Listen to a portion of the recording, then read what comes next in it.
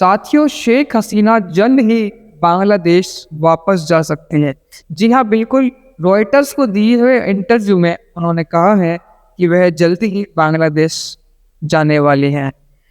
इस इंटरव्यू के क्या मायने हैं और शेख हसीना बांग्लादेश दिसंबर में जाने की बात कह रही हैं, इस बात में कितनी सच्चाई है और हमारी सरकार का क्या ओपिनियन है, सरकार इन्हें कैसे भेजने वाली है और क्या आगे की प्लानिंग चल रही है, विस्तार से समझने का प्रयास करते हैं आखिर क्या है ये पूरा माजरा। ठीक है साथियों, सबसे पहले हम देखेंगे कि सरकार ने हाल ही में कुछ दिनों पहले हमारे यूनियन मिनिस्टर, कैबिनेट लेवल के रैंक के मिनिस्टर थे, इनका नाम था दिनेश त्रिवेदी।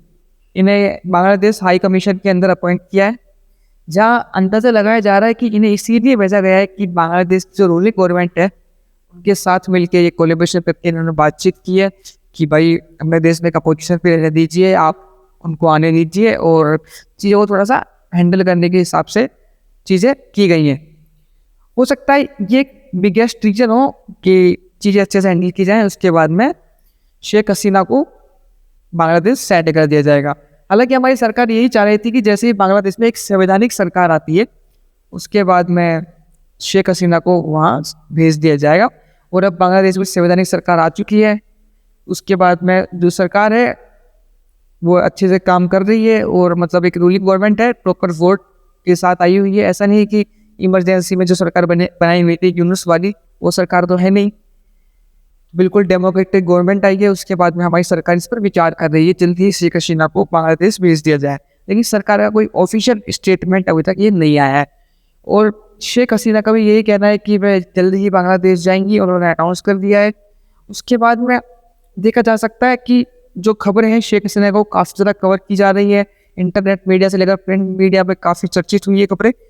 शेख हसीना बांग्लादेश जा रही है, इसके पीछे का रीज़न हो सकता है कि उनका यही कहना है कि वह मतलब उनका वो मान चुके हैं कि यदि मुझे कोई गिरफ्तार करता है बांग्लादेश में तो कोई इशू नहीं है, मेरी हत्या भी हो जाती तो मुझे कोई दिक्कत नहीं है, मुझे अपने देश ही लौटना पड़ेगा, अपने देश की मिट्टी में ही मरना मुझे पसंद है, अपने माता पिता की दफन के पास ही वही मैं अपने माता पिता के पास ही मैं दफन होना पसंद करूँगी।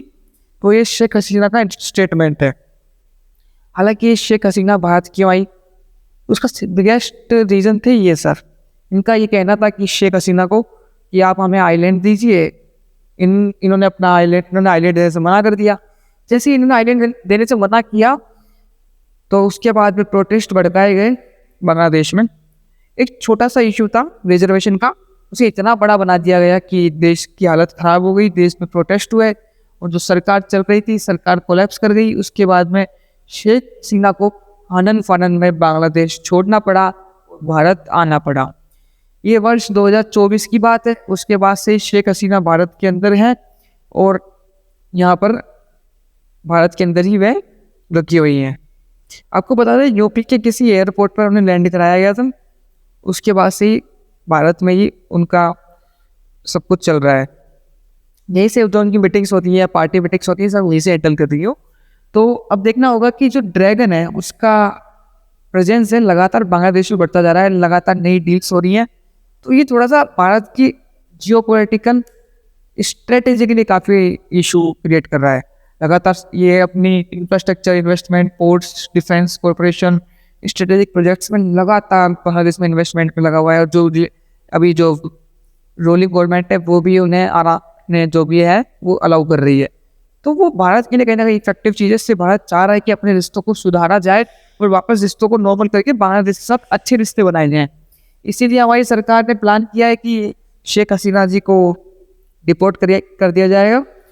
और शेख हसीना जी भी मान चुकी है कि हो सकता है कि इन्हें अरेस्ट कर लिया जाए, इसके साथ इन्हें लाइफ उम्र कैद की सज़ा सुना दी जाए, क्या पता इन्हें फांसी की सज़ा सुना दी जाए। उसके अलावा आवामी लीग और जो की पार्टी है आवामी लीग का भी रिवेल हो सकता है, ये वापस कम बैक कर सकते हैं, क्योंकि जो इनके भी समर्थक हैं वो बांग्लादेश में काफ़ी हैं। और जो इनकी जो मेन के जो लीडर टीम थी वो उनमें से काफ़ी लोग बांग्लादेश छोड़ चुके हैं, काफ़ी लोग बांग्लादेश में हैं। तो जो इनकी जो मुख्य टीम है वह जो लीडर्स हैं वो भी वापस आने का कह रहे हैं बांग्लादेश, कि हम लोग भी बांग्लादेश वापस आएंगे और आप लोग वापस कम बैक करने के लिए रेडी हैं। इसके अलावा इनका पॉलिटिकल कमबैक हो सकता है यदि इनकी ये जो स्ट्रेटेजी बना रही है उस पर सही से काम हो पाया तो।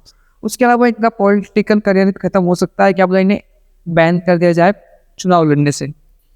तो ये 4-5 चीज़ें होती दिखाई दे रही है। हालाँकि अब क्या होने वाला है ये जानकारी तो आपको दिसंबर में ही मिलने वाली है। यदि कोई नया अपडेट आता है तो आप तक पहुँचाने का प्रयास करेंगे। जो अभी रूलिंग गवर्नमेंट थी वह भी काफ़ी ट्राई कर रही थी कि बांग्लादेश सरकार की भारत से बातचीत करके शेख हसीना जी को वापस बांग्लादेश बुला लिया जाए। तो ये जानकारी आप तक पहुँचाने का हमने प्रयास किया है। आपको जानकारी कैसी लगी कमेंट करके जरूर बताएं। भविष्य में हम धीरे-धीरे और अच्छे इंप्रूवमेंट्स के साथ आप तक जानकारी पहुँचाने का प्रयास करेंगे। जब तक नमस्कार, जय हिंद, वंदे मातरम।